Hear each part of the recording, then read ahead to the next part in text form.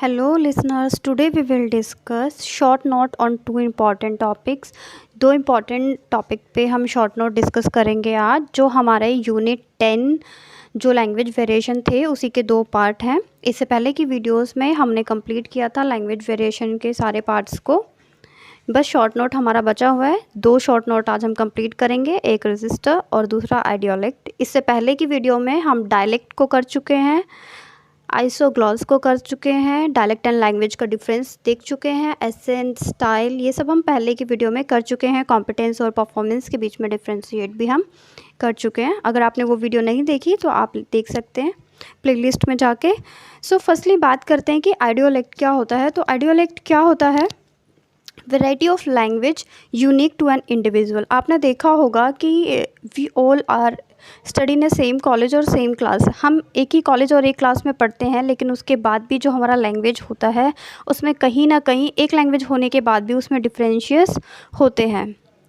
Difference किस तरह के होते हैं? जैसे कि वोकैबलरी का होता है। अब आप अपनी क्लासरूम में देख सकते हैं, अगर आप एक ही क्लास में पढ़ रहे हैं, आप एमए कर रहे हैं, सबका इंग्लिश बैकग्राउंड ही है, लेकिन आप देखेंगे किसी स्टूडेंट की जो वोकैबलरी का पैटर्न है वो ज़्यादा अच्छा है, वोकैबलरी ज़्यादा है, किसी के पास कम है। सिलेक्शन ऑफ आइटम्स की बात करते हैं, आपने मुहावरे हिंदी में पढ़े होंगे। तो जो सिलेक्शन ऑफ आइटम्स है वो कौन यूज़ करता है? जिसका आईक्यू, जिसका वोकैबलरी पावर और रिकैप पावर बहुत ज़्यादा अच्छा होता है, वो इनका भी अपनी लैंग्वेज को अच्छा बनाने के लिए इनका यूज़ करता है। ग्रामर नेक्स्ट आता है।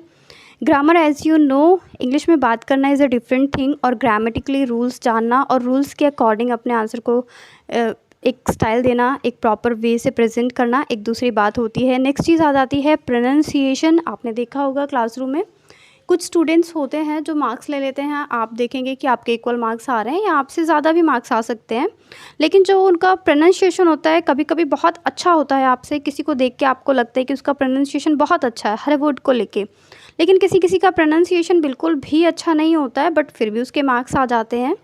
तो ये सब क्या है? ये सब क्या है? यूनिक डिफरेंसेस हैं जो हर एक इंसान में होते हैं। Every individual's language production is in some sense unique. कुछ ना कुछ यूनिक होता है हर एक इंडिविजुअल, हर एक इंसान की लैंग्वेज में कुछ ना कुछ यूनिक होता है। It is exactly what is shared. आप देखेंगे बहुत सारी चीज़ें, जैसे कि नॉलेज ऑफ लैंग्वेज। जब आप क्लासरूम में होते हैं, मैं बार बार एग्जांपल देके समझा रही हूँ ताकि आपको चीज़ें ठीक से समझ में आए।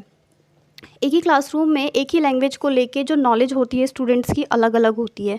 सपोज़ अगर किसी स्टूडेंट से पूछा जाए जॉन डन के बारे में, या किसी स्टूडेंट से पूछा जाए विमसेट के बारे में, तो एक दो स्टूडेंट ऐसे होंगे जिनको सिर्फ एक या दो वर्क के बारे में पता होगा, पर आपकी क्लास में ही कुछ स्टूडेंट्स ऐसे भी होंगे एक दो जिनको उनके कई वर्क के बारे में पता होगा, नॉलेज होगी। वो उनके लाइफस्टाइल के बारे में बता सकते हैं, वो उनके वर्क के बारे में बता सकते हैं, उनके बैकग्राउंड के बारे में बता सकते हैं। तो ये क्या है? Knowledge of the language. कि किसी और अब लैंग्वेज को अगर कनेक्ट करें तो कैसे? सपोज़ किसी को सिर्फ क्वेश्चन दे दिया कि डिफरेंस बताइए आप लैंग्वेज और डायलेक्ट के अंदर, तो एक स्टूडेंट है वो सिंपली बोल देगा कि जो डायलेक्ट है वो एक शॉर्ट एरिया में बोली जाती है और उसमें ग्रामर, प्रोनाउंसिएशन, इन सब का ज़्यादा यूज़ नहीं होता है, और इतना मेन हेडलिंग भी नहीं होता है, इनको ज़्यादा इंपॉर्टेंस भी नहीं देते हैं।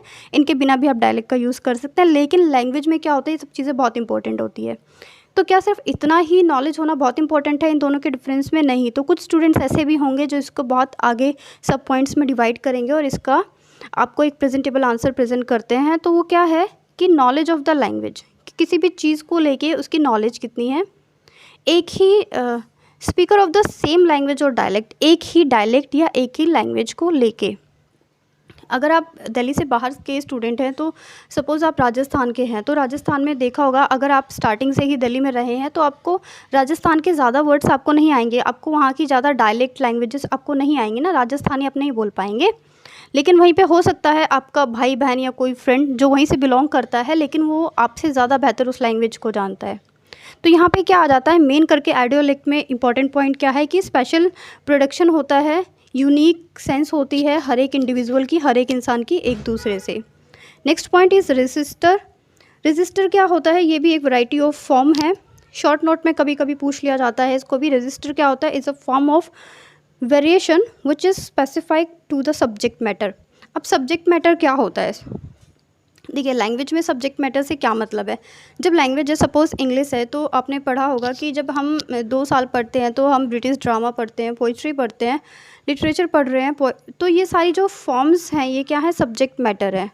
तो अब जो राइटिंग पैटर्न होता है वो भी सब्जेक्ट मैटर का एक दूसरे से अलग होता है। सपोज़ अगर कोई पोइट्री लिख रहा है तो उसका जो सब्जेक्ट मैटर है उसमें राइम होगी या नहीं होगी, उसमें वो मेटाफर सिमिली का यूज़ करेगा, किस फॉर्म में लिख रहा है, वो सोनेट की फॉर्म में लिख रहा है, ये सारी चीज़ें आ जाती हैं। इसकी जगह पे अगर वो कोई ऐसे लिख रहा है तो वो उस ऐसे को किस तरह से प्रेजेंट कर रहा है, तो जो प्रेजेंटेशन होगा किसी भी ऐसे को लिखने का या किसी पोइट्री को लिखने का, लिटरेचर को लिखने का, तो ये सब एक दूसरे से डिफरेंट होते हैं, एक ही पैटर्न में नहीं लिखे जाते।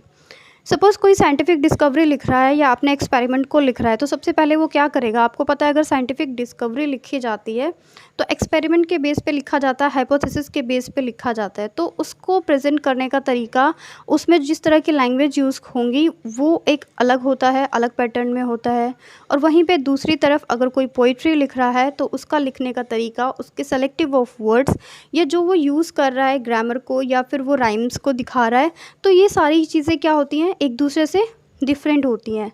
तो अब ये वैरायटी क्या होती है, इसी को बोलते हैं register variety on the basis of subject matter, कि जो भी आप लैंग्वेज चूज़ करते हैं, लैंग्वेज में वेरिएशन आती है तो वो सब्जेक्ट मैटर की वजह से आती है, कि आप क्या लिख रहे हैं उसकी वजह से भी आती है।